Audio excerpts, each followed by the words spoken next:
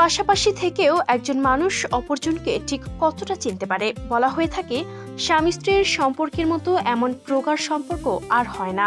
অথচ দুজন মানুষ একই বাড়িতে একই কক্ষে বসবাস করেও একজন অপরজনকে ঠিকভাবে বুঝতে পারে না। অনেক সময় কোথাও হয়তো স্বামী জড়িয়ে পড়ে তৃতীয় কারোর সঙ্গে, যার অনুপ্রবেশের কোনো কথা ছিল না। সবকিছু ঠিকঠাক চলতে চলতে একদিন হঠাৎ হয়তো স্ত্রী আবিষ্কার করেন তার প্রিয় পুরুষটি আর আগের মতো নেই। আসলে এই পরিবর্তন কেবল একদিনের ঘটে না, বরং একটু একটু করে ঘটে চোখের সামনেই, কিন্তু বেশিরভাগ স্ত্রী সেগুলো উপেক্ষা করেন।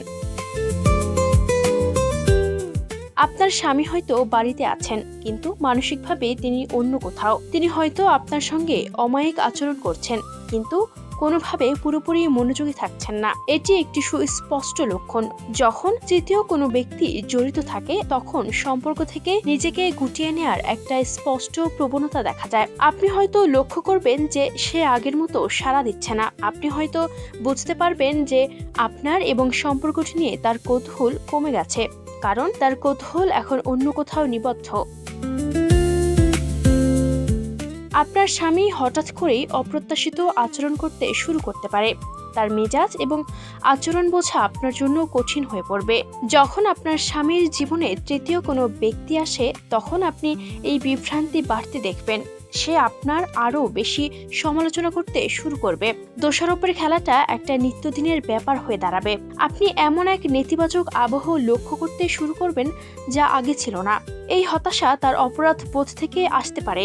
সে হয়তো আপনার চেহারা, আপনার কাজ করার ধরন, আপনার বন্ধু, আপনার জীবনযাপনের পদ্ধতি নিয়ে সমালোচনা করতে পারে। তার এই চাপা অসন্তোষ বেশ নতুন এবং বিভ্রান্তিকর মনে হবে। যখন দুজন মানুষ একটি বাড়ি এবং জীবন ভাগ করে নেয়, তখন তর্ক বিতর্ক হবেই। তবে যখন অসন্তোষ আসে, তখন ঝগড়াঝাটি কম হয় এবং কলহ বেশি হয়। তার কথাবার্তা ব্যঙ্গ, অবজ্ঞা এবং অসম্মানে পূর্ণ হতে পারে। ঝগড়াঝাটি এবং খুঁটিনাটি বিষয় নিয়ে দোষারোপ করা এই ইঙ্গিত দেয় যে একটি দম্পতি আলোচনা, সমঝোতা এবং সমস্যা সমাধানের ক্ষমতা হারিয়ে ফেলেছে।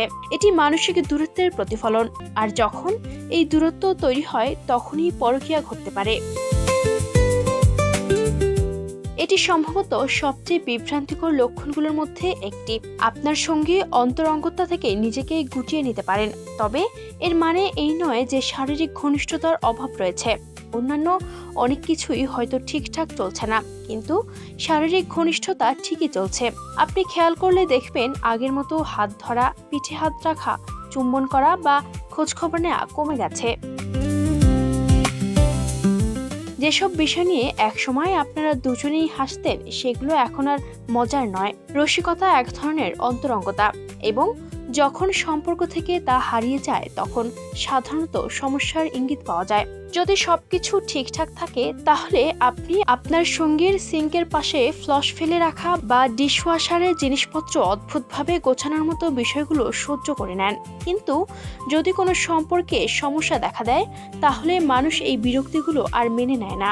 আপনি যদি আপনার সঙ্গীর সাথে প্রাণ খুলে হাসতে না পারেন, তবে এটি একটি বিপদ সংকেত।